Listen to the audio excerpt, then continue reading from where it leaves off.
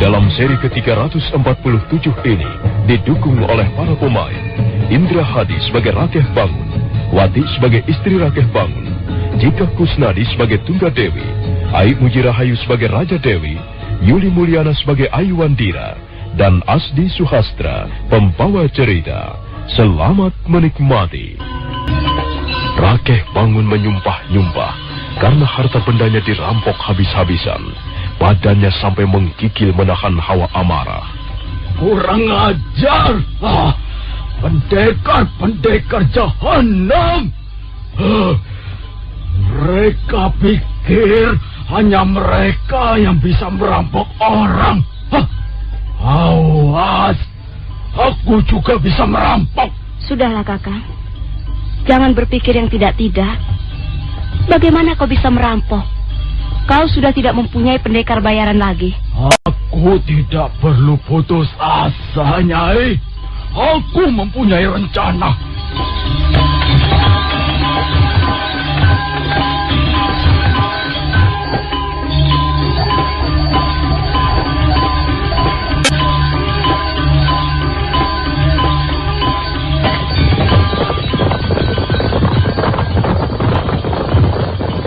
Sementara itu, rombongan pendekar bunga putih sudah jauh meninggalkan rumah Rakeh Bangun. Sekarang Cakradara berkuda di samping kuda Merta, sedangkan Putri Tunggadewi berkuda paling depan, diapit Ayu Wandira dan Putri Raja Dewi. Mereka terus berkuda menyusuri sepanjang malam sambil menaburkan hasil rampokan di halaman rumah warga desa. Dan setelah selesai menaburkan uang kepeng, mereka pun bersembunyi di pinggiran desa Warung.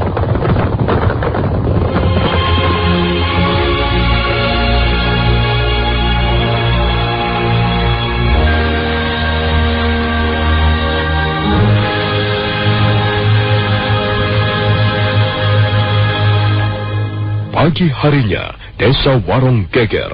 Orang-orang bercerita tentang kehadiran bunga putih. Warga desa boleh sedikit merasa gembira karena tiba-tiba memperoleh rezeki dari langit. Lain halnya dengan Rakeh Bangun, hatinya masih panas. Seharian dia duduk di ruangan pendopo sambil terus menyumpah-nyumpah di dalam hati. Malamnya, nampak dua orang laki-laki berkuda memasuki halaman rumah. Rakeh Bangun buru-buru berdiri. Maaf, Bapak Rakeh. Kami datang untuk memenuhi undanganmu. Kami sudah mendengar bahwa Bapak Rakeh dirampok semalam. Rampok-perampok jahanam. Mereka sudah menguras habis harta bendaku. Dan konon kabarnya, mereka membagi-bagikan uang kepeng kepada warga desa Warung. Itu sudah menjadi ciri khas kelompok pendekar bunga putih. Rupanya, sekarang pendekar bunga putih sudah meninggalkan wilayah Mucukunda. Perampok-perampok itu harus ditangkap dan diadili. Kurang ajar. Mereka membuat rugi saudagar-saudagar seperti aku ini. Iya. Apakah Bapak Rakeh mengundang kami berdua untuk mengerjakan sesuatu? Iya. Aku hanya membutuhkan 2 orang pendekar untuk menemaniku malam ini. Mau kemana, Bapak Rakeh? Mau kemana? Kau pikir aku rela kehilangan harta sebanyak itu? Jadi Bapak Rakeh mau mencari pendekar bunga putih? Aku tidak sudi berurusan lagi dengan mereka. Berdebah. Parat setan alas. Nyai, aku pergi dulu, Nyai. Maaf, Bapak Rakeh. Kalau kami harus berhadapan dengan pendekar bunga putih, terus terang, kami tidak bersedia. Bagaimana kami berdua bisa melawan mereka? Aku tidak akan menyuruh kalian bertarung dengan perampok-perampok jahat itu. Kakang Bangun, ada apa? Kau tutup saja pintunya, Nyai. Barangkali malam ini aku tidak pulang. Kakang mau kemana? Aku mau mengambil hartaku kembali.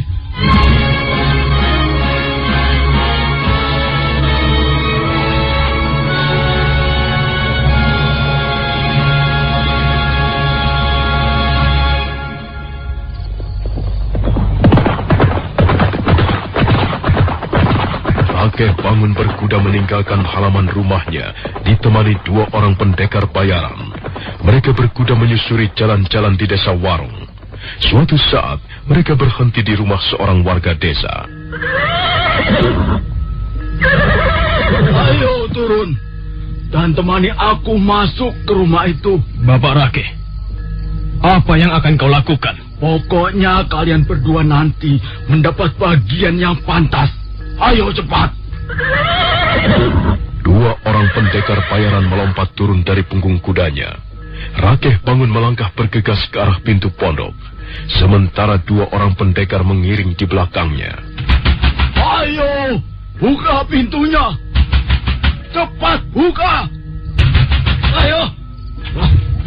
Oh, ada apa ini? Mengapa kalian menggedor-gedor pintu rumahku? Tutup mulutmu dan buka matamu lebar-lebar. Kau tahu siapa yang datang, ha? Bapak Rakeh bangun. Ada apa, Bapak Rakeh? Kau senang ya, pendekar bunga putih berkeliaran di desa Warung? Hah? Kau senang bukan? Kau senang perampok-perampok jahanam itu menguras habis harta bendaku. Iya. Iya, Bapak Rakeh. Saya juga sudah mendengar berita itu. Katanya Bapak Rakeh dirampok semalam. Berapa uang kepeng yang disebarkan pendekar-pendekar jahanam itu di halaman rumahmu? Berapa? Ayo sini. Ayo, kembalikan uang kepengku. Apa, Bapak Rakeh? Uang kepeng? Jangan berpura-pura kamu. Aku tidak mempunyai banyak waktu. Malam ini juga aku akan mengambil harta bendaku yang telah dirampok pendekar-pendekar keparat itu. Ayo cepat, ayo. Kembalikan uang kepengku. Tapi Bapak Rakeh, saya tidak pernah mengambil uang kepeng Bapak Rakeh. Kurang ajar kamu. Kau tidak berhak menyimpan uang kepengku. Cepat, kembalikan ayo. Atau kamu. Bapak Rakeh, jangan. Baiklah, tapi saya hanya memperoleh sedikit. Hanya 20 kepeng. Ya, cepat kembalikan. Ayo, aku sudah tidak sabar lagi. Aku juga harus pergi ke rumah-rumah orang-orang lain. Pokoknya malam ini aku akan mengambil harta bendaku kembali. Ayo cepat. Oh iya, baik. Baik, Bapak Rakeh.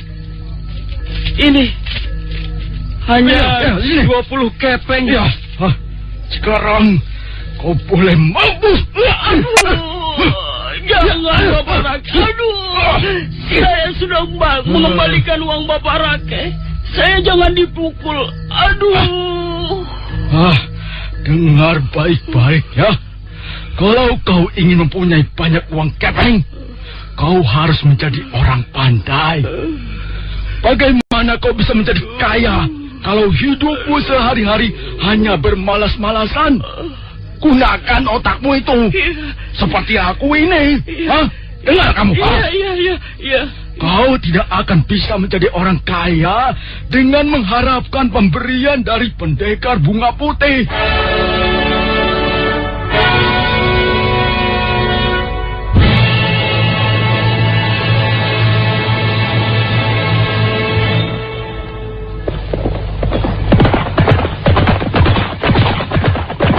Bangun terus berkuda semalaman menjelajahi seluruh desa Warung.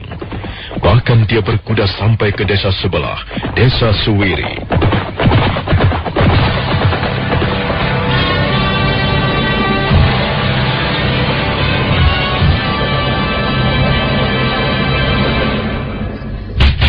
Ayo, buka pintunya. Buka pintunya, cepat. Begitu. Mengapa lama sekali membuka pintunya? Siapa kalian ini? Kau tidak perlu tahu siapa kami. Kami datang kemari hanya untuk mengambil kembali apa yang telah diberikan pendekar bunga putih kepadamu. Pendekar bunga putih? Cepat kembalikan uang kepeng itu. Kau sudah memperoleh berapa? 20, 30, atau 40 kepeng? Awas kalau kau berani menyembunyikannya ya. Ayo cepat kembalikan. Uang itu bukan milikmu. Uang itu adalah milikku. Pendekar Bunga Putih sudah merampoknya dariku semalam. Tapi kami tidak mengambil uang itu dari siapa-siapa.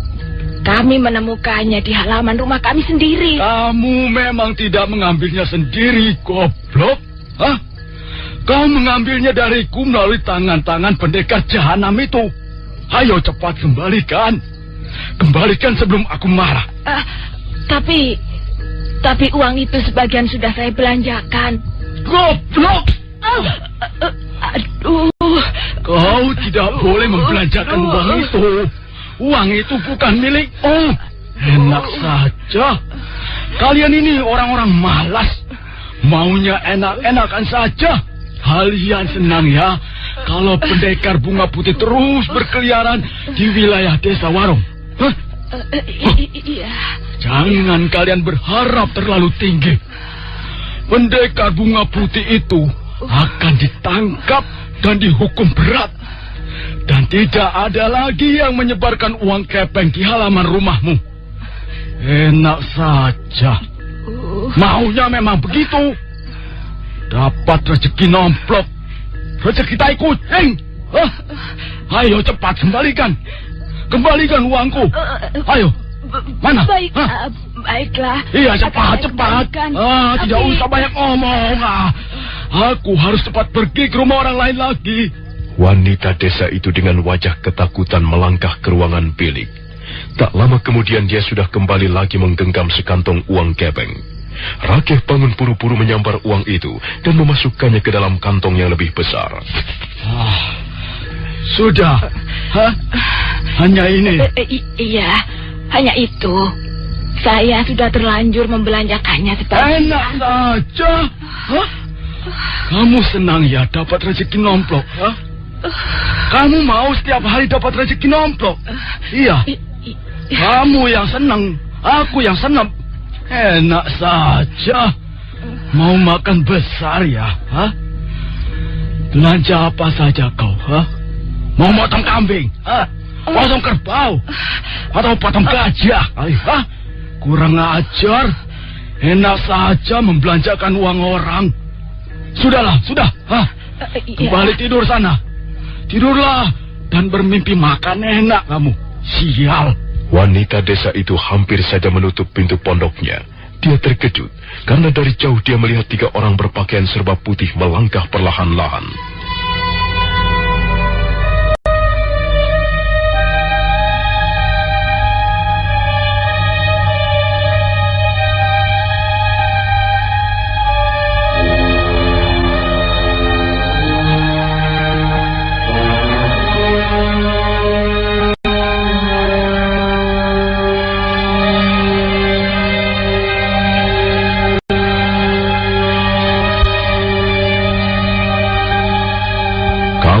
Itu terkejut, maka Rakeh bangun jauh lebih terkejut lagi.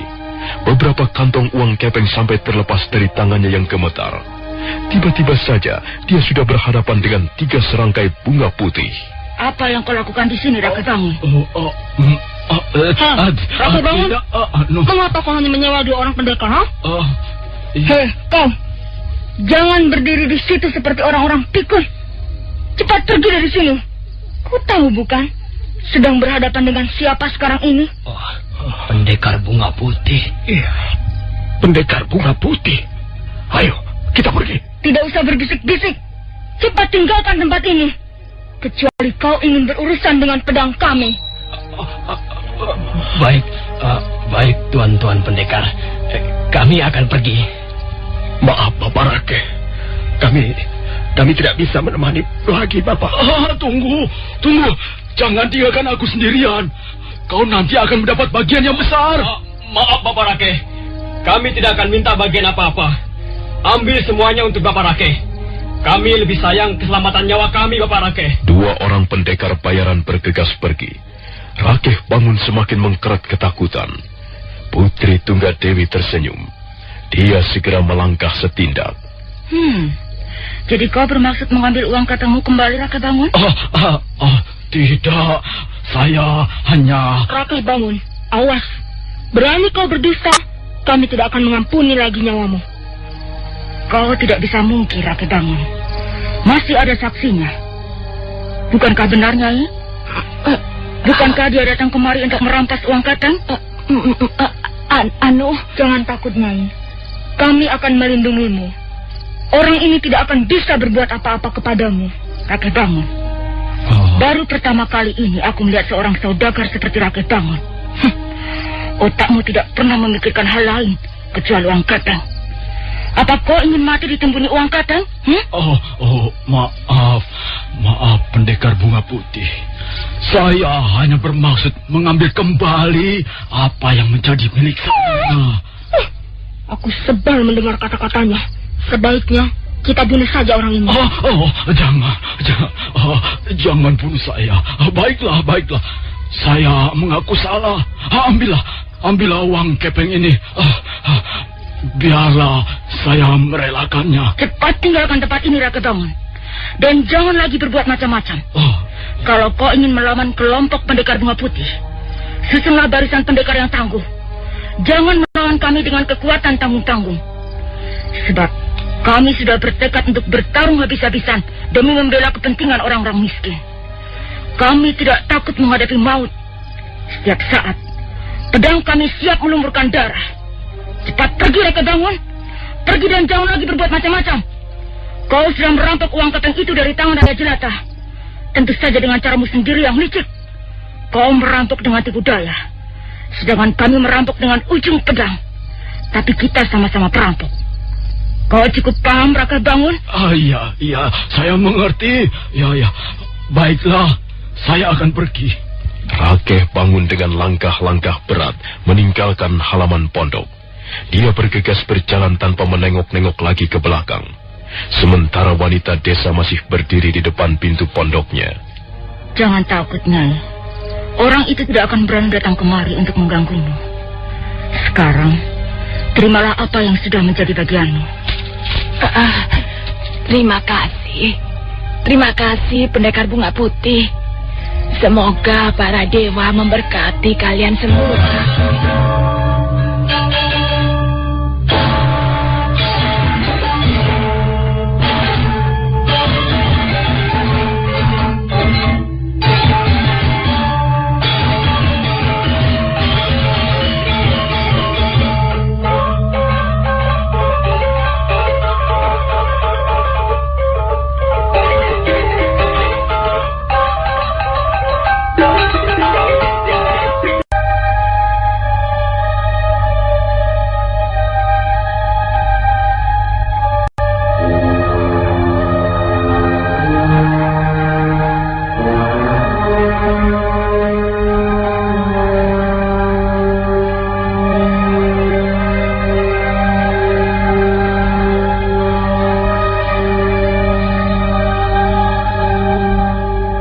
Wanita desa itu tidak segera menutup pintu pondoknya.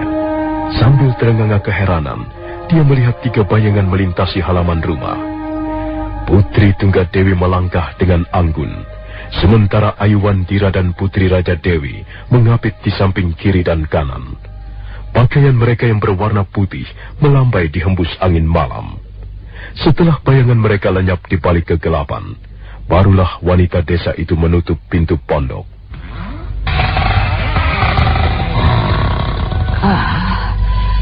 Pendekar Bunga Putih. Luar biasa mereka itu. Gadis-gadis perkasa yang berhati mulia.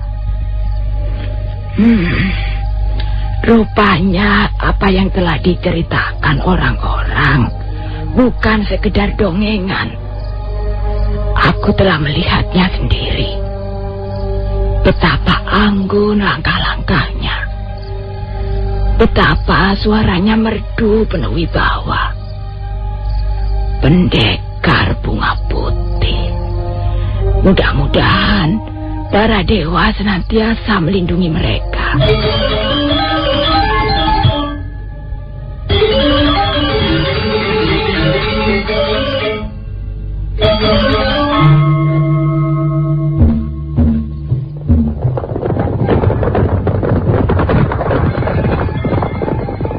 Pendekar Bunga Putih masih berkeliaran di sekitar warung.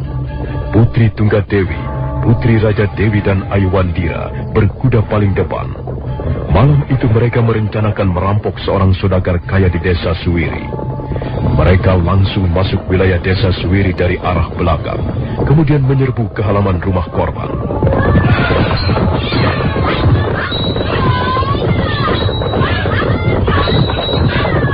Terjadilah pertarungan singkat.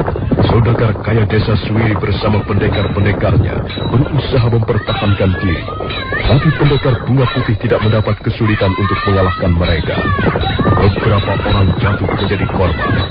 Dan setelah menguras habis harta benda saudagar itu, rombongan pendekar Bunga Putih melarikan diri ke arah selatan.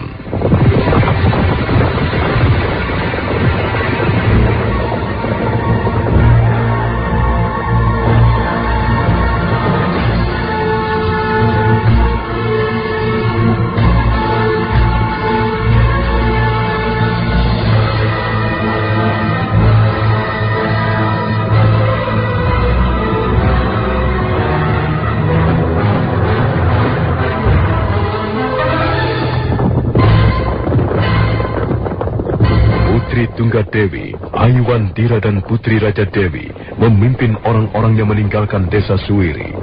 Sementara Nandaka, Pradipa, Cakradara dan Kudamerta menaburkan uang kepeng di sepanjang perjalanan. Demikianlah, 3 malam berturut-turut pendekar Bunga Putih bergerak bagaikan siluman. Mereka merampas harta benda saudagar-saudagar kaya yang terkenal serakah dan tamak. Kemudian membagi-bagikan hasil rampasannya kepada orang-orang miskin. Menjelang hari keempat, sebelum matahari merekah di langit timur, rombongan pendekar Bunga Putih mengarahkan kudanya ke lereng Gunung Lejar.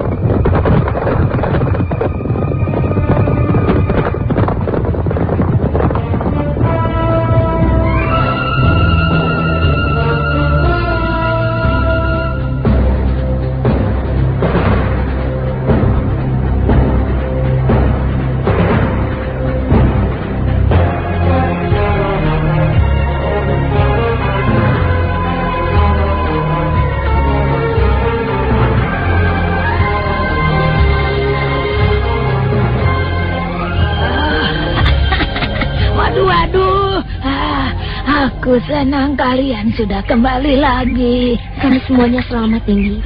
Hanya ada beberapa orang terluka ringan. Syukurlah kalau begitu. Artinya perjuangan kalian dilindungi para dewa. Sekarang, kita tidak perlu risau memikirkan makanan lagi. Kami membawa berkarung-karung bahan makanan, cukup untuk hidup 2 bulan penuh.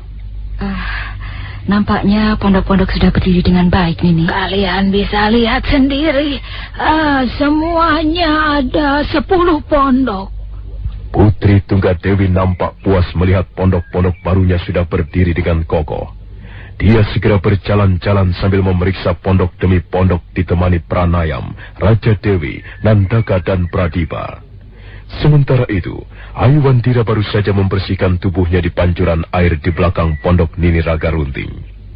Ketika gadis itu sedang sibuk menyisir rambutnya, Nini Raga Runting masuk.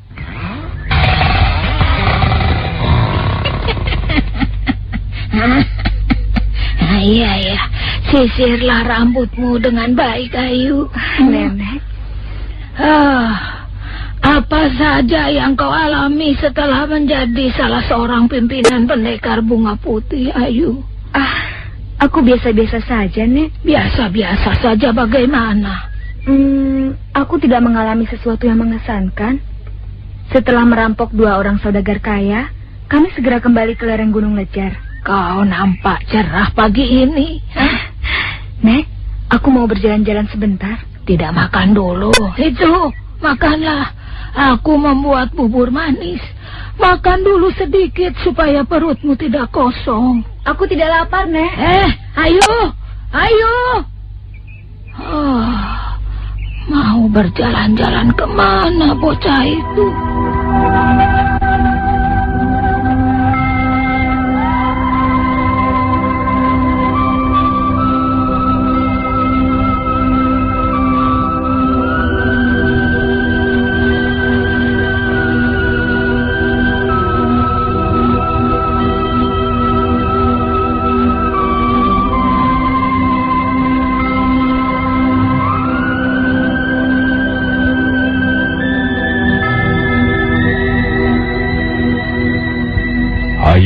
Wandira melangkah perlahan-lahan meninggalkan pondok.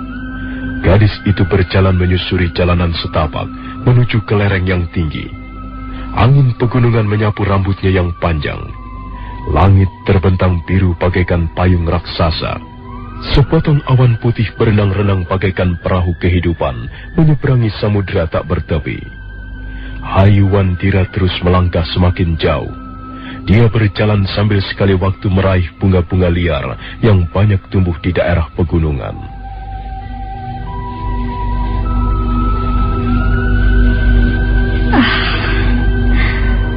Seharusnya aku bergembira bersama mereka. Mengapa aku malah pergi menyendiri? Entahlah. Aku tidak tahu mengapa aku lebih senang pergi menyendiri. Aku lebih senang menikmati semua ini sendirian. Ya, sendirian. Bersetan dengan orang-orang itu. Biarlah mereka mengatakan aku bukan pemimpin yang baik. Aku memang tidak berminat menjadi pimpinan kelompok pendekar bunga putih. Hayu Wandira kembali melangkah. 2 ekor burung berkejaran di udara bebas. Hayu Wandira mengeluh dalam hati. 2 ekor burung itu. Untung mereka sedang berkasih-kasihan. Lihatlah, mereka menyurup di antara rumpun ilalang. Lucu sekali. Burung juga seperti manusia. Ada jantan dan betina. Apakah mereka juga mempunyai perasaan cinta? Cinta. Apa sesungguhnya cinta itu?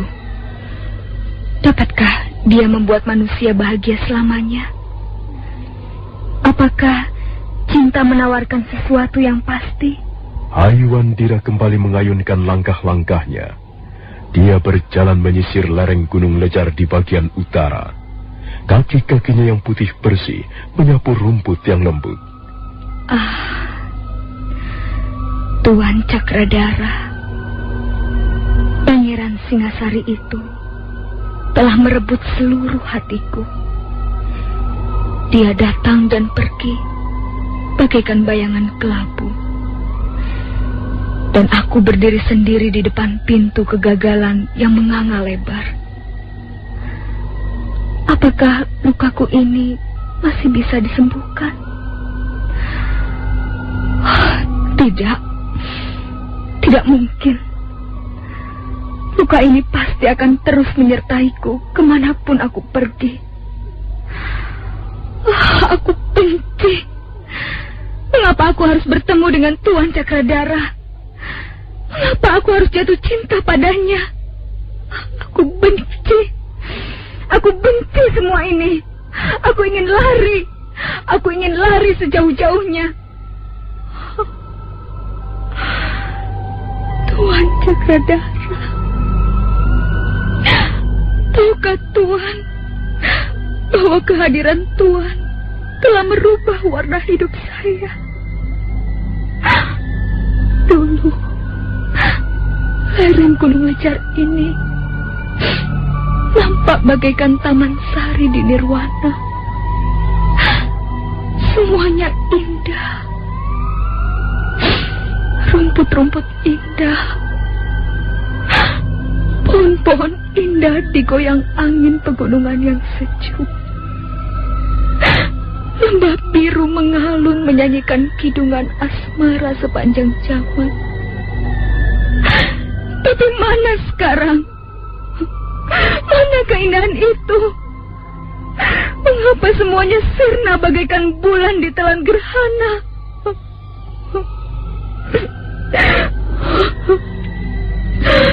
Tuan Cakradara, tahukah Tuan bahwa aku tidak mungkin mencintai orang lain? Tuan telah datang dan menjelajahi kedalaman hati saya.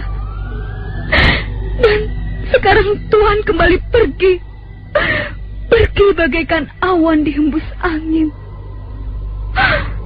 Tuan hanya meninggalkan butir-butir kenangan. Kenangan yang larut dalam rasa sepi yang menakutkan.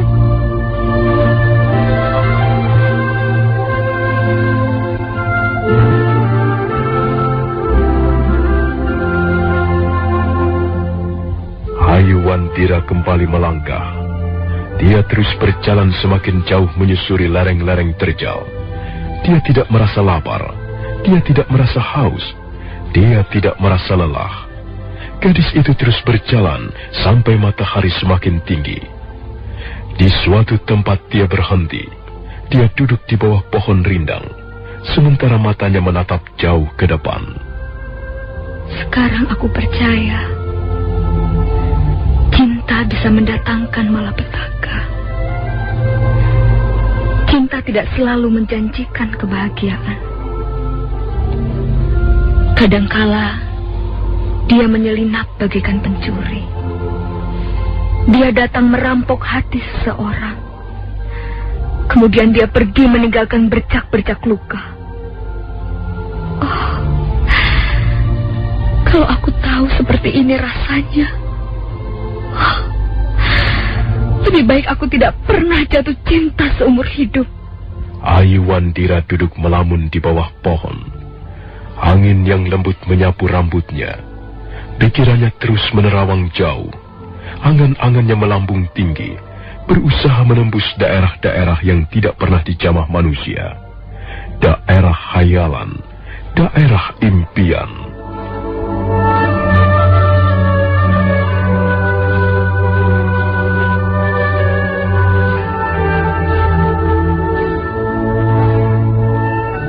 Ayu, boleh aku menemanimu duduk? Oh, silahkan Tuan Cakradara. Indah sekali pemandangan dari sini. Lihatlah, ada sungai berkelok-kelok di bawah sana. Tuan senang menikmati pemandangan indah? Iya. Jika sedang menikmati pemandangan indah, kita akan teringat siapa yang menciptakan semua ini. Gunung-gunung menjulang tinggi, pohon-pohon bunga yang tumbuh subur di lereng-lereng, kabut gunung yang menyapu lembah, daun-daun pohon yang bernyanyi, daun-daun ilalang gemersik diterpa angin bukit. Semuanya indah. Ayu, kau juga dapat meresapi keindahan ini? Jika melihat keindahan alam seperti ini, saya seperti membaca sebuah syair. Ayu, kulihat kau semakin dewasa sekarang. Kau cantik sekali. Tuan, janganlah Tuan menggoda saya. Tuan tidak bersungguh-sungguh, bukan? Kau cantik, Ayu. Kau cantik bagaikan Dewi Alam. Kulitmu putih lembut, dan matamu menyimpan kekuatan yang terpendam, Ayu. Oh, Tuan Cakradara, mengapa Tuan menggenggam tangan saya? Itu tidak boleh. Siapa yang melarang? Aku senang jari-jari tanganmu ini, Ayu. Siapa menyangka jari-jari tangan seindah ini ternyata mampu bertarung dengan pendekar-pendekar tangguh. Jari-jari tangan saya kasar, Tuan. Jari-jari tangan seorang wanita biasa. Saya malu. Sudahlah, Tuan, lepaskan. Ayu Wandira. Tiba-tiba Ayu seperti merasakan Cakradara mendekap tubuhnya dengan mesra. Dan dia sama sekali tidak menolak. Dia malah menyesapkan kepalanya di dada laki-laki yang bidang itu. Ayu, apa yang kau rasakan sekarang ini? Kebahagiaan, kedamaian, ketentraman hati. Tuan Cakradara, jangan tinggalkan saya, Tuan. Jangan campakkan diri saya. Baru pertama kali saya jatuh cinta pada seorang laki-laki. Dan saya tidak mau gagal. Saya tidak mau hidup saya hancur karenanya. Siapa yang akan meninggalkanmu, Ayu? Aku pun mencintaimu. Tuan Cakradara, benarkah Tuan mencintai saya? Katakanlah sekali lagi, Tuan. Katakan, supaya saya dapat mendengar lebih jelas. Supaya saya memperoleh keyakinan. Supaya saya mempunyai kepastian. Katakanlah, Tuan. Katakanlah bahwa Tuan juga mencintai saya. Tuan? Tuan Cakradara? Mengapa Tuan diam saja? Tuan?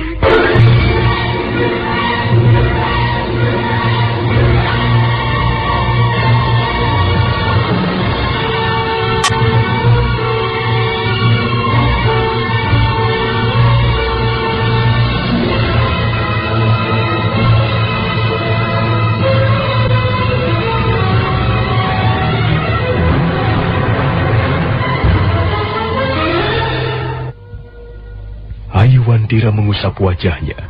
Dia segera menyadari bahwa baru saja dia bermimpi. Oh, aku bermimpi. Indah sekali mimpiku tadi. Tuan Cakradara telah mendekapku dengan lembut dan mesra. Oh, aku masih dapat merasakan dekapan itu. Hangat sekali. Lembut sekali. Oh, apakah aku ini sudah tidak waras lagi? Mengapa aku tidak bisa melupakannya? Ketika Ayuwandira sedang mengenang mimpinya bersama Cakradara, pada saat itulah terdengar derap 2 ekor kuda di kejauhan. Derap itu semakin lama semakin dekat. Ayuwandira segera berdiri.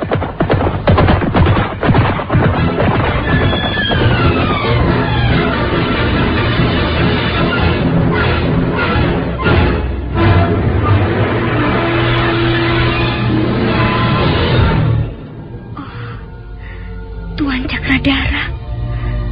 Bukankah itu tadi Tuan Cakradara?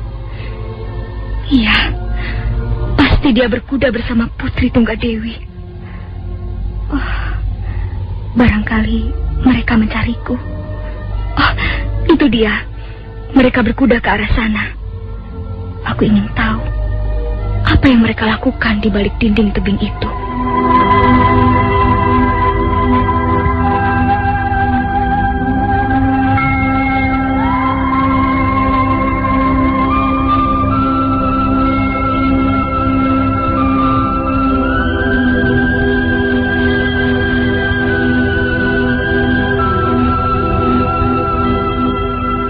Ayuwandira melompat, kemudian berlari-lari kecil melintasi celah-celah lereng. Dari jauh dia dapat melihat 2 ekor kuda berdiri di balik sebongkah batu besar. Dan memang benar, mereka adalah Cakradara dan Putri Tunggadewi. Dengan hati berdebar-debar, Ayuwandira melangkah semakin dekat. Oh, benar.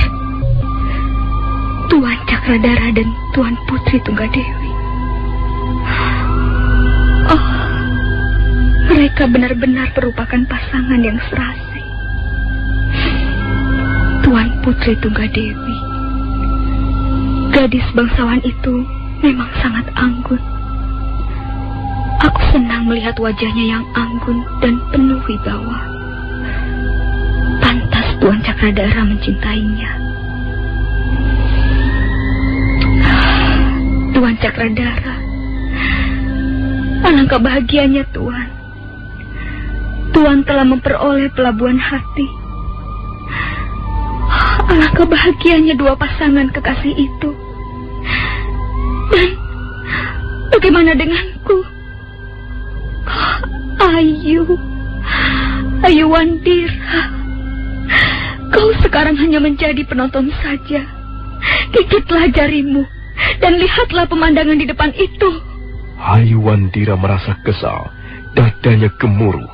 Apalagi setelah dia melihat Cakradara menggandeng tangan Putri Tunggadewi. Mereka bergandengan tangan sambil bertatapan pandang. Dada Ayuwandira semakin gemuruh, bibirnya gemetaran.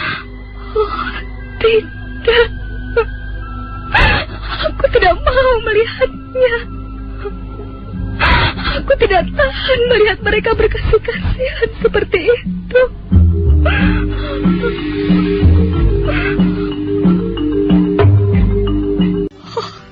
Tuan Cakradara, Tuan memang ditakdirkan datang ke muka bumi untuk menyakiti hati saya.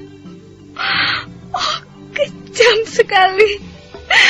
Kejam sekali kau, Tuan Cakradara. Dan kau, Tuan Putri Tunggadewi. Kau juga kejam. Kalian telah menyiksaku. Kalian telah menganiaya jiwaku.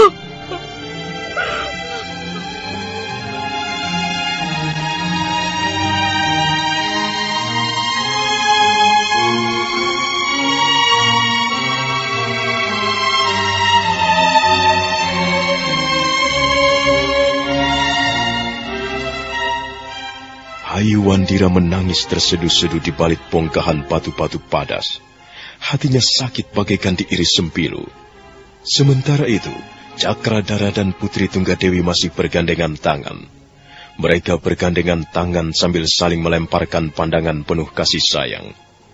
Tiba-tiba Ayuwandira memungut sebuah batu, dan dengan seluruh tenaganya, dia melemparkan batu itu ke arah kuda Putri Tunggadewi.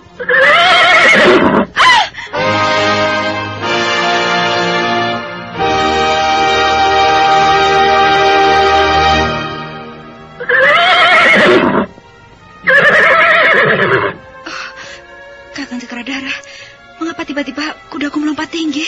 Ada seseorang berbuat usil, Dinda Tunggadewi. Lihatlah, ada seseorang melemparkan batu ke arah kudamu. Apa maksudnya? Mengapa dia mengganggu kita, Kakang? Untung kau tidak terjatuh, Dinda Tunggadewi. Kalau kau tidak segera menangkap tubuhku, aku pasti akan terjatuh. Kau tidak apa-apa, bukan?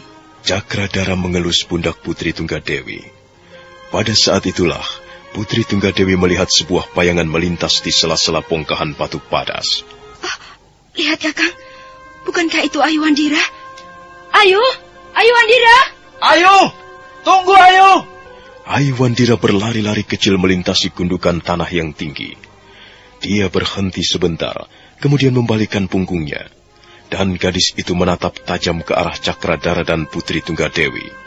Setelah itu dia berlari-lari kembali semakin kencang. Ayu! Kemari, Ayu! Ayuwandira! Ayuwandira tidak memperdulikan teriakan-teriakan Cakradara dan Putri Tunggadewi yang terus memanggil-manggil namanya. Dia berlari kencang bagaikan terbang di atas permukaan lereng. Sebentar kemudian, tubuhnya sudah lenyap di balik pohon-pohon liar. Ayuwandira, aneh sekali kelakuan bocah itu. Perangainya memang aneh, Dinda Tunggadewi. Aku mengenalnya sudah cukup lama. Memang dia begitu.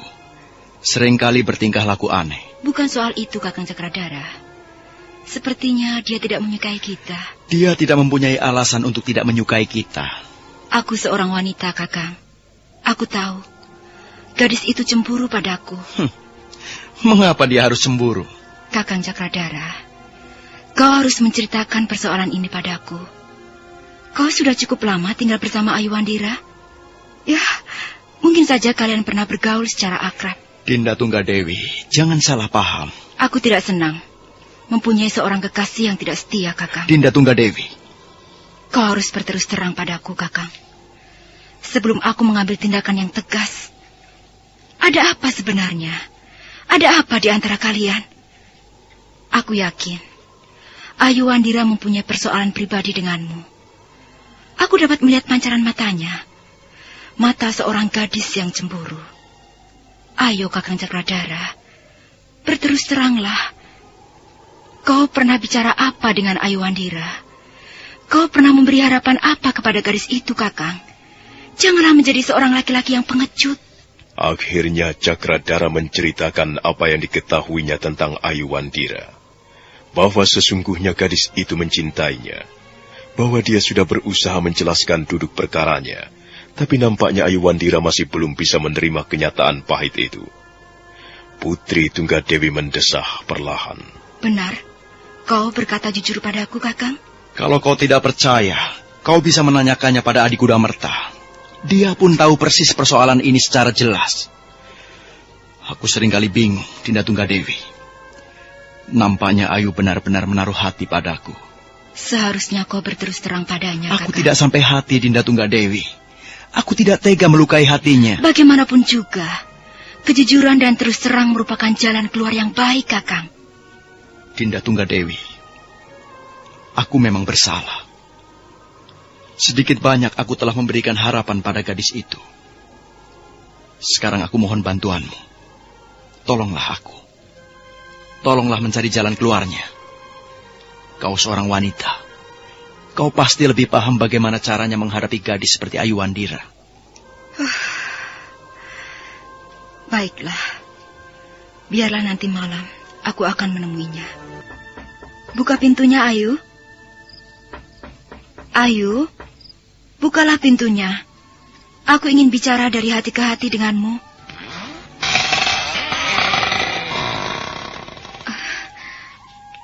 Masuklah, Tuan Putri Tunggadewi. Terima kasih. Putri Tunggadewi melangkah, kemudian duduk di tepi ranjang.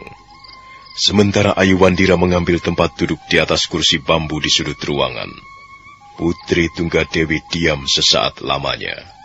Ayu. Iya, Tuan Putri. Kakang Cakradara sudah menceritakan semuanya padaku. Aku ikut sedih, Ayu. Aku ikut merasa prihatin. Seharusnya hal ini tidak perlu terjadi. Kakang Cakradara sudah mengakui kesalahannya. Saya tidak mengerti apa yang Tuan Putri bicarakan. Ayu, marilah kita bicara baik-baik. Marilah kita bicara dari hati ke hati. Jangan pandang aku sebagai putri kerajaan Majapahit. Tapi pandanglah aku sebagai seorang gadis biasa, seperti kau sendiri. Ayu, benarkah kau mencintai Kakang Cakradara? Ayu.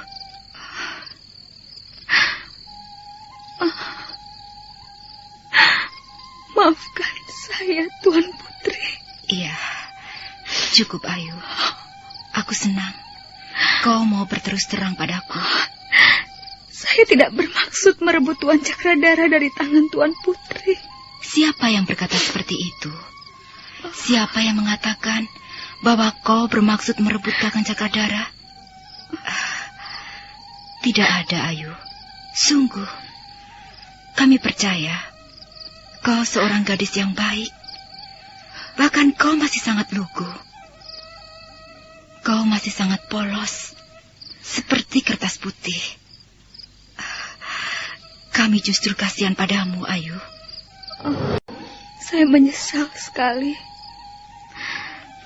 Memang seharusnya hal ini tidak perlu terjadi. Saya benar-benar menyesal. Sekarang saya baru menyadarinya. Saya sadar bahwa saya hanyalah seorang gadis kebanyakan. Seorang gadis biasa. Saya tidak mempunyai keturunan orang berpangkat. Saya bukan berasal dari keluarga bangsawan. Saya benar-benar sedih.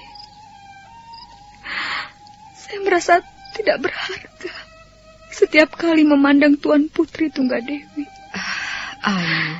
Tuan Putri adalah seorang putri raja. Tuan Putri begitu anggun. Tuan Putri juga cantik rupawan. Apa yang tidak bisa Tuan Putri peroleh dengan semua kelebihan itu? Dulu Tuan Putri pernah menginginkan golek kayu mandana milik saya. Dan akhirnya saya pun memberikannya. Maaf Tuan Putri. Saya bukannya mengungkit-ungkit peristiwa yang sudah lalu. Tapi saya benar-benar merasa tidak berharga jika berhadapan dengan Tuan Putri Tunggadewi. Saya seperti memandang rembulan purnama di atas langit. Tuan Putri adalah rembulan. Sedangkan saya hanyalah sebuah lampu dinding yang kecil. Setiap saat, lampu itu akan padam diterpa angin. Tuan Putri, maafkan saya. Maafkanlah saya, gadis yang tidak tahu diri ini. melakukan kebodohan yang besar. Dan saya menyesal karenanya. Saya menyesal sekali.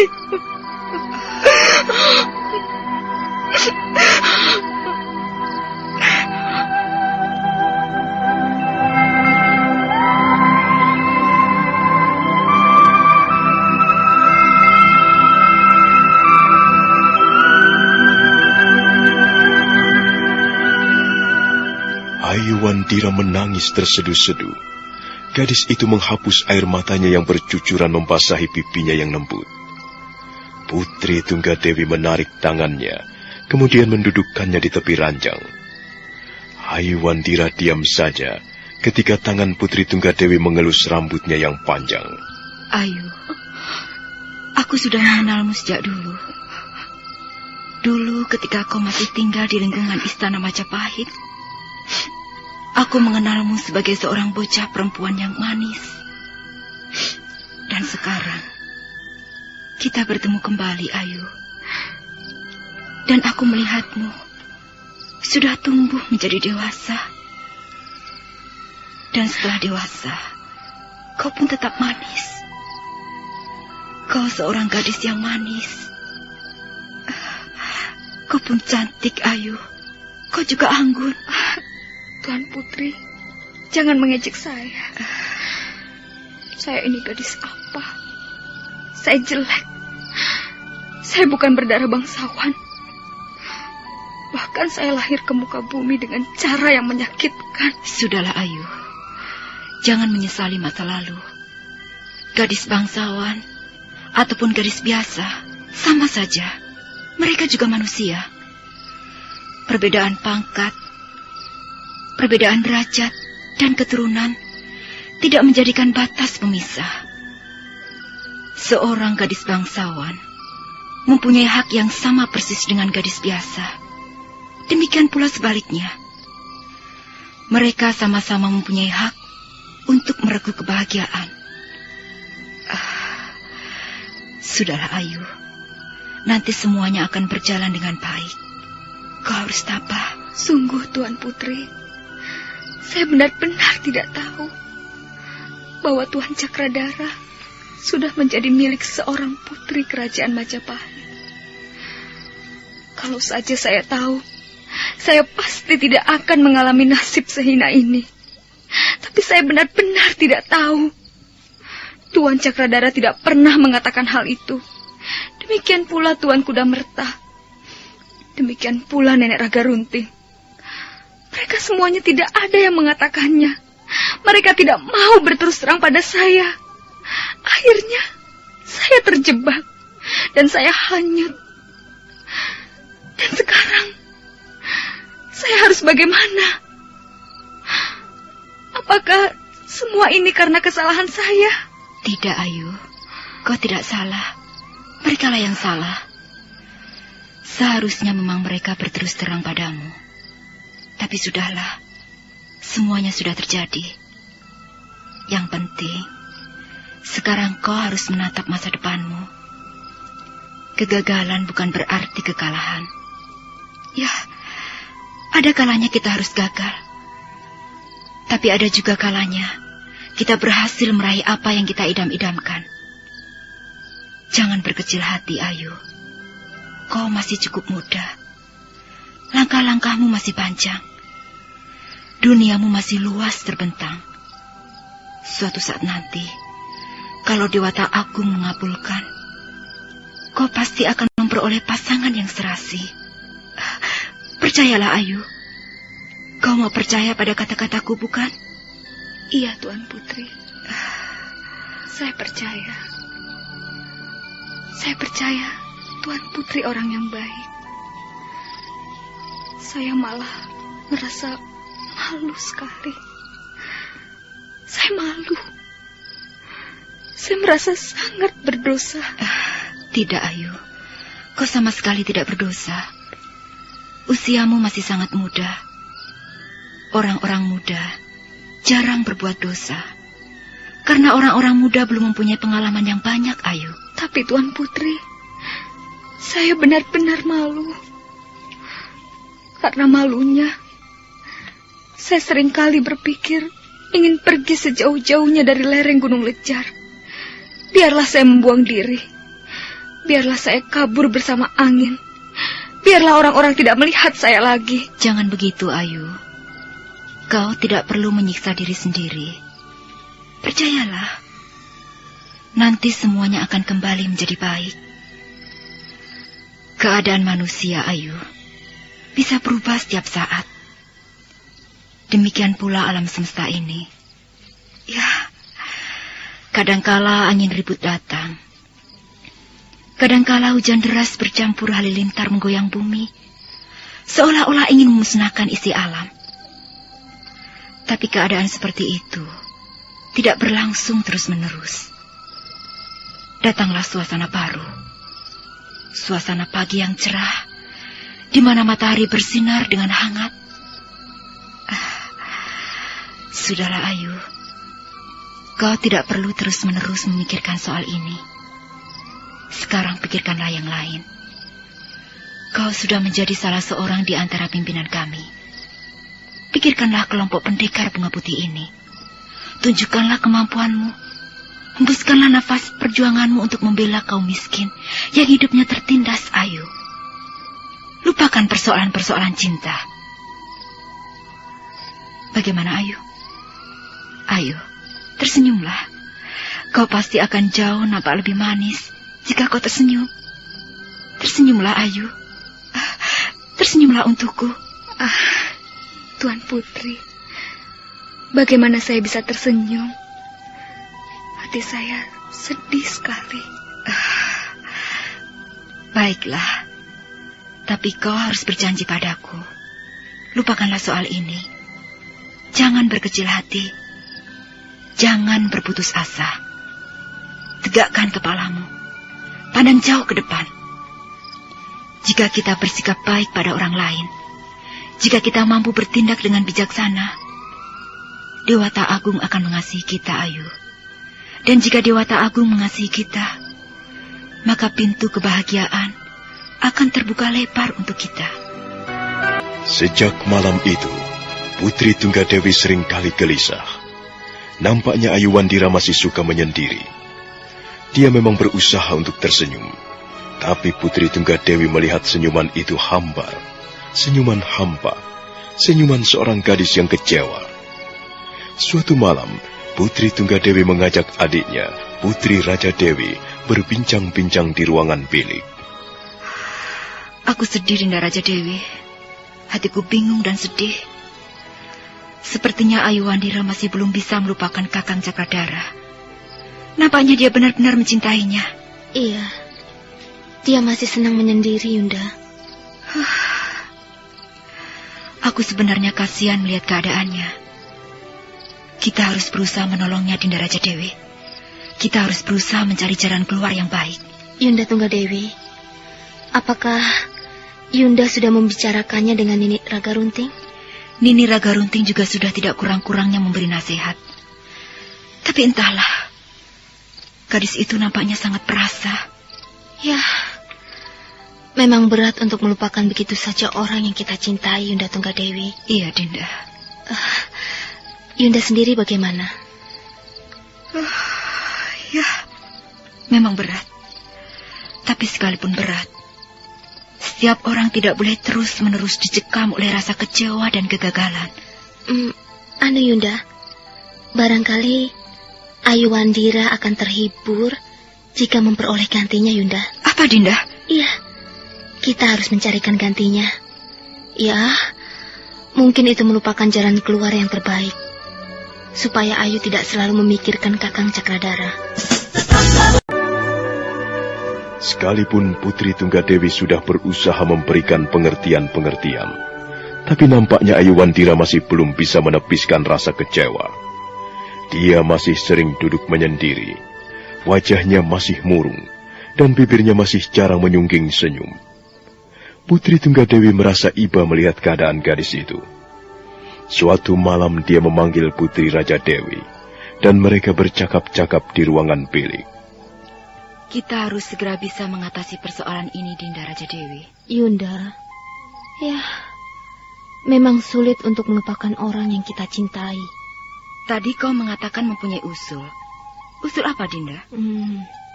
Kalau Ayuandira mendapat gantinya, barangkali keadaannya akan berubah, Yunda. Apa maksudmu? Ya, supaya dia segera bisa melupakan Kakang Cakradara, maka kita harus mencari gantinya. Itulah maksud Dinda. Kalau begitu kita harus mencarikan pasangan untuk Ayu. Iya, siapa tahu Ayu cocok dan menyukainya. Tapi siapa? Siapa orangnya? Apa kau sudah mempunyai pandangan? Yunda, bagaimana kalau misalnya Paman Pranayam? Aku tahu, sampai sekarang Paman Pranayam belum mempunyai istri. Dan aku sudah lama sekali mengenalnya. Sejak dia menjadi pengawal pribadiku di Istana Wengker, Yunda. Paman Pranayam? Apakah dia tidak terlalu tua untuk Ayu? Iya, memang Yunda. Tapi Dinda kira Paman Pranayam masih cukup gagah. Lagi pula aku sudah mengenal wataknya. Dia seorang laki-laki yang jujur, setia, dan juga bertanggung jawab.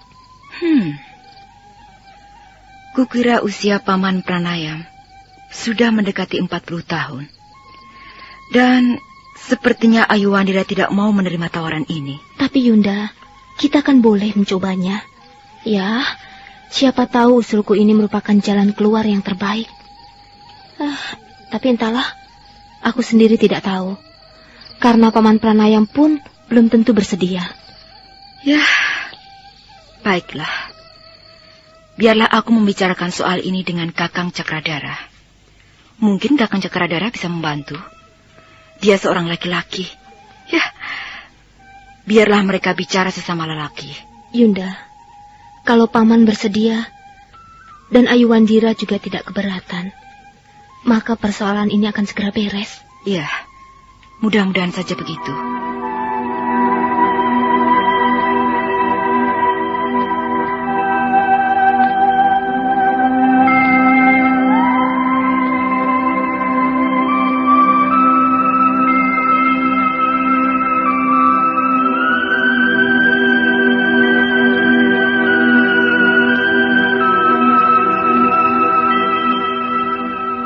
Aku belum bisa menerima usulan itu, Dinda Tunggadewi. Apa kau mempunyai jalan keluar yang lain? Kita harus mencobanya, Kakang. Kasihan Ayuandira. Gadis itu membutuhkan seorang teman yang baik, yang bisa diajak bicara, yang dianggap bisa melindunginya. Kukira pilihan Dinda Raja Dewi cukup tepat. Ayu tidak mungkin menerimanya, Dinda. Aku tahu watak gadis itu. Dan lagi selisih usia mereka cukup jauh. Ayuandira belum genap 20 tahun. Dia masih terlalu muda. Kakang Cakradara, yang perlu kita atasi pertama kali ialah Paman Pranayam sendiri. Apakah dia bersedia menjadi pasangan Ayuandira ataukah tidak? Untuk itulah, Kakang, aku minta bantuanmu. Kau bisa menceritakan persoalan ini secara jelas padanya. Katakanlah bahwa aku yang mempunyai gagasan ini. Ya, kalaupun dia menolak, aku ingin tahu apa alasannya. Bagaimana, Kakang? Kau bersedia membantu kami? Tentu saja, Dinda Tunggadewi. Persoalan kalian adalah persoalanku juga. Tapi aku masih belum yakin. Jangan-jangan rencana ini justru membuat keadaan menjadi lebih parah. Apa kau sudah berpikir masak-masak, Dinda? Kita harus mencobanya, bukan? Soal berhasil ataukah tidak, itu soal nanti, Kakang. Yang penting kita sudah mencoba. Kita tidak mempunyai maksud yang buruk. Kita hanya ingin menolong Ayuandira mengatasi kekecewaannya. Kau bisa melihat sendiri, Kakang. Dia masih seringkali duduk menyendiri. Dia masih berusaha menjauhi kita. Aku takut suatu saat dia nekat. Aku takut dia pergi dan tidak pernah kembali lagi ke lereng Gunung Lejar. Dia pernah mengatakan kepadaku, Kakang, dia ingin membuang dirinya sejauh-jauhnya. Baiklah, baik. Biarlah aku yang akan menemui Paman Pranayam. Bicarakan persoalan ini secara baik dan bijak, Kakang. Jangan terlalu memaksa. Kau seorang laki-laki, dan kukira kau bisa bicara dengan luwes di hadapan Paman Pranayam.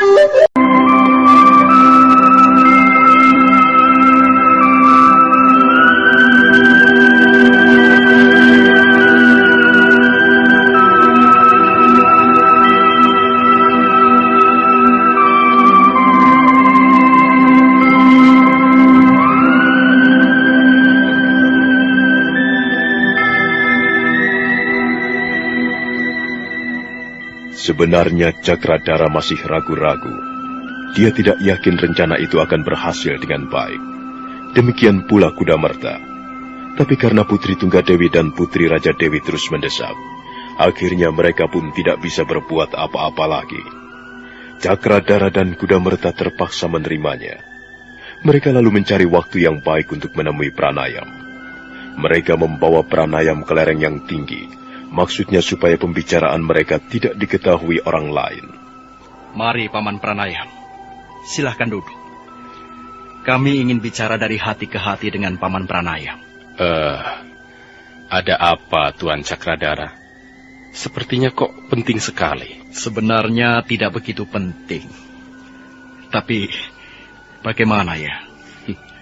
Terus terang kami membutuhkan bantuan dan pengertian Paman Pranayam untuk menyelesaikan masalah ini. Masalah apa, Tuan? Nanti Paman akan segera tahu. Kami akan senang sekali kalau Paman Pranayam bersedia membantu kami. Ya. Tapi, ya, tentu saja Paman juga mempunyai hak untuk merasa keberatan. Loh, ini ada apa? Maaf, Tuan-Tuan. Saya merasa belum jelas duduk persoalannya. Boleh kan kami tahu usia Paman Pranayam sekarang ini? Wah, aneh sekali. Mengapa tiba-tiba Tuan Cakradara ingin tahu usia saya? Menurut pendapat saya, Paman, Paman Pranayam masih belum terlalu tua. Mungkin usia Paman belum sampai 40 tahun, bukan? Hampir, Tuan Kudamerta. Kalau tidak salah, usia saya sekarang ini 38 tahun. Sudah cukup tua, bukan? Iya. Sudah hampir membusuk. Paman. Iya. Untuk seorang laki-laki berusia 38 tahun, sedang gagah-gagahnya, Paman. Tapi kami heran. Kami lihat sampai sekarang ini Paman Pranayam masih menyendiri. Apakah Paman tidak mempunyai keinginan untuk berkeluarga? Sepertinya saya sudah terlambat jauh, Tuan Cakradara.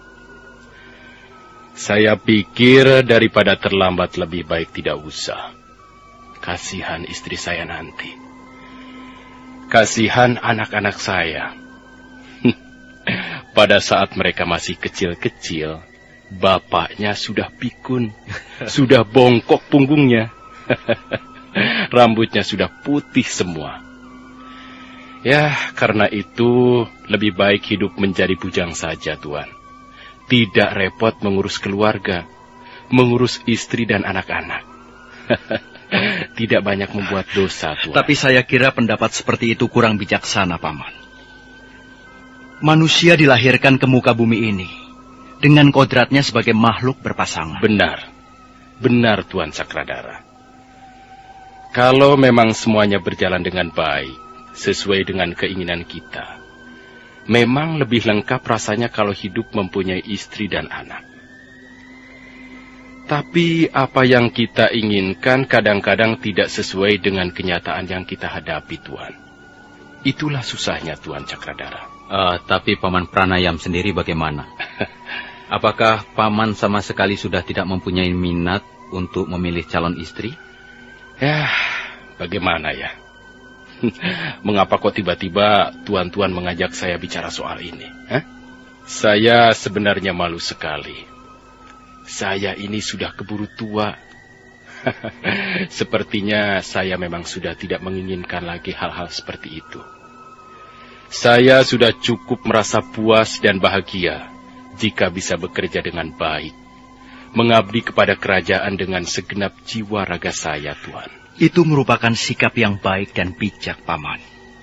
Kami percaya Paman Pranayam adalah seorang prajurit yang baik, yang setia, jujur, dan berani. Soal itu, kami tidak ragu-ragu lagi. Tapi soal yang satunya lagi, Paman. Maksud saya soal istri itu tadi, Paman. Kalau misalnya Paman Pranayam mempunyai minat memilih calon istri, kami bersedia membantu Paman. Maaf, jangan salah paham, Paman. Iya. Dan jangan tersinggung. Kami tidak bermaksud apa-apa, Paman. Iya, benar. Paman Pranayam berhak menolak tawaran kami. Tunggu dulu, tuan-tuan. Saya kok masih belum begitu jelas. Coba tolong tuan-tuan jelaskan lagi. Sepertinya tuan-tuan masih merahasiakan sesuatu.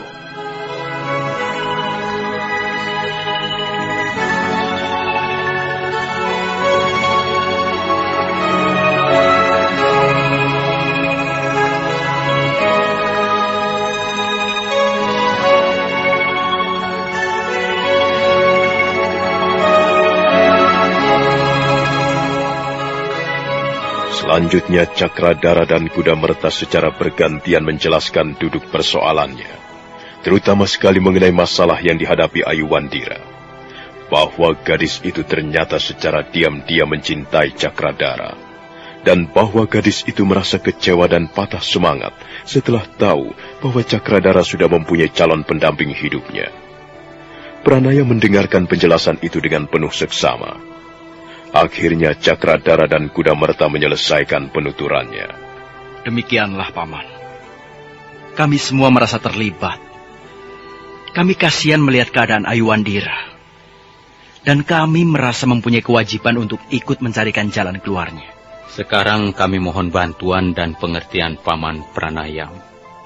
Kami akan senang sekali seandainya Paman Pranayam sudi berpasangan dengan Ayuwandira, Paman.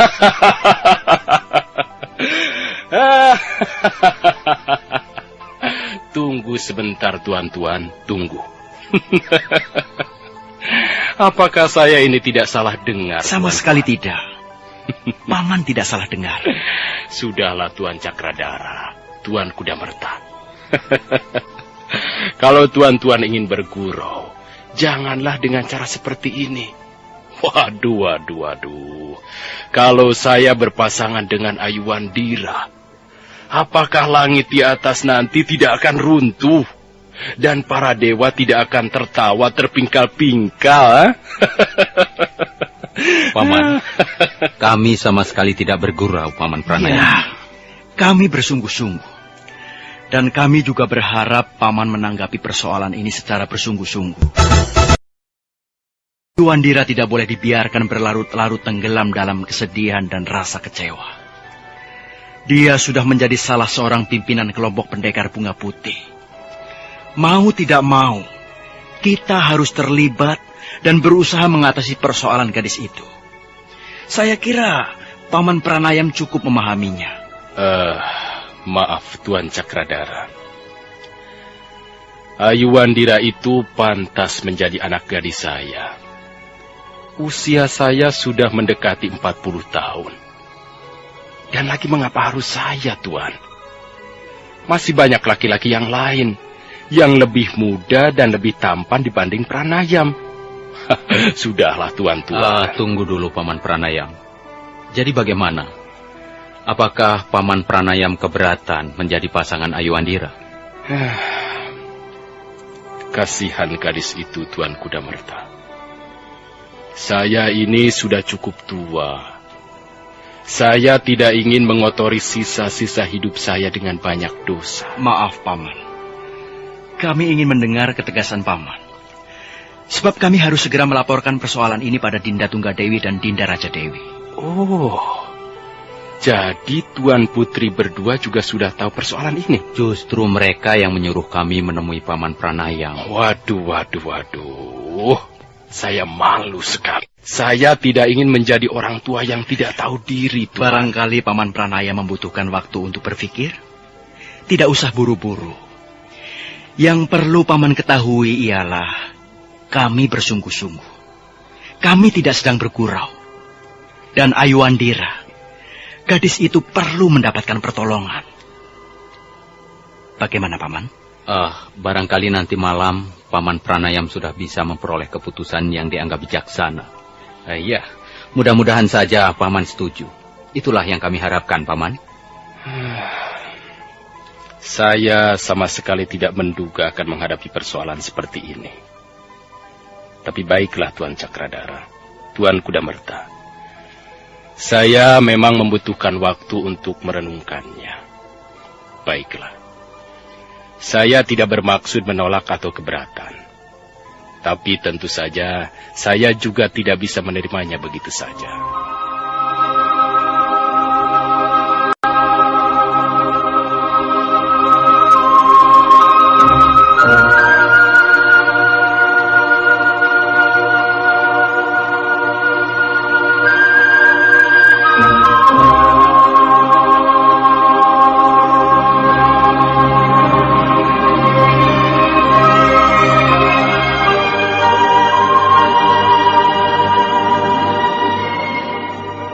Itu Pranayam nampak gelisah.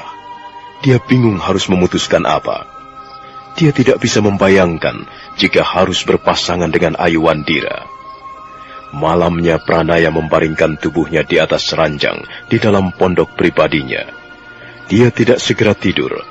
Dia semakin gelisah karena dia harus segera memberikan keputusan di depan Putri Tunggadewi dan Putri Raja Dewi. Ada-ada saja. Bagaimana aku bisa berpasangan dengan Ayu Wandira? Dia masih terlalu bocah. Lagi pula aku tidak pernah memikirkan soal-soal seperti ini. Sudah lama sekali soal-soal seperti ini terkubur di belakang masa laluku. Tapi, bagaimana ya? Aku tidak tahu harus mengatakan apa di depan Tuan Putri. Macam-macam saja. Ayu Wandira. Rupanya gadis itu mencintai Tuan Cakradara. Tapi karena Tuan Cakradara sudah mempunyai calon pendamping, akhirnya gadis itu dilemparkan kepadaku.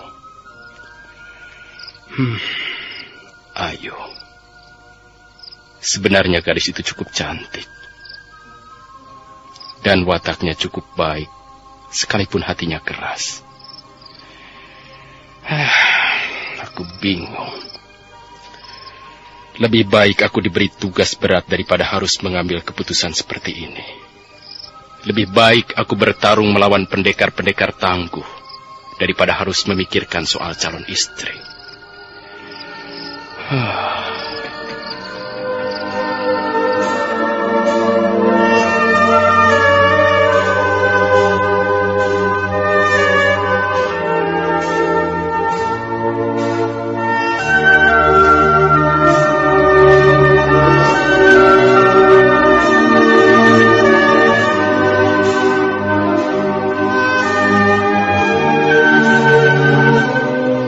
Pranayam terkejut.